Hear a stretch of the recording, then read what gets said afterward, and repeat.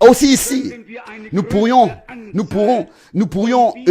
citer tout un nombre de versets bibliques, que ce soit Éphésiens, chapitre 4, verset 11, et beaucoup d'autres écritures, ou bien versets. La différence est que Dieu établit, et que ceux que Dieu établit n'accepteront jamais d'être appelés ou désignés par un titre qui appartient à leur tâche et appel.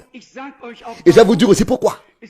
Ils n'ont pas le droit de le tolérer et de le permettre. Ils ne peuvent même pas. Quelqu'un qui est vraiment établi de Dieu ne peut même pas accepter et tolérer cela.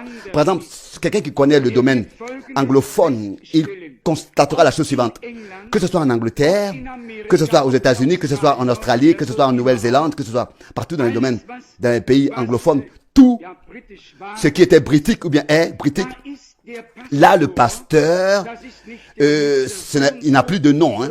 Il y a plus, ce n'est plus monsieur tel et tel, monsieur tel ou bien frère. C'est seulement le pasteur. Donc, monsieur pasteur, le pasteur. Il n'a plus de nom.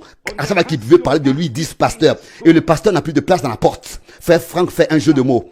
Tor veut dire porte en anglais. Pastor. Il n'a plus de passe. Il peut plus passer par la porte. Tous ces titres. Et aussi le pasteur, car le mot pasteur veut dire en fait berger. Mais si le pasteur est vraiment un berger, et ça c'est encore la grande question, si vraiment il avait été établi vraiment par Dieu, il n'allait jamais se laisser appeler d'un tel titre. Jamais. Croyez-vous cela à 100%? Et ça c'est la grande différence. Imaginez-vous que quelqu'un était venu à Paul, on aurait dit, oh, bien-aimé apôtre, bien-aimé apôtre. L'apôtre, Paul aurait dit, je t'aime, bien-aimé frère, mais voilà, la porte sort. Non, un homme de Dieu va donner toute l'honneur au Seigneur. Et il va jamais accepter des honneurs, encore moins des titres, c'est pas possible. Celui qui le fait, celui qui le tolère, celui qui l'accepte, n'a pas été établi par Dieu. Bien au contraire,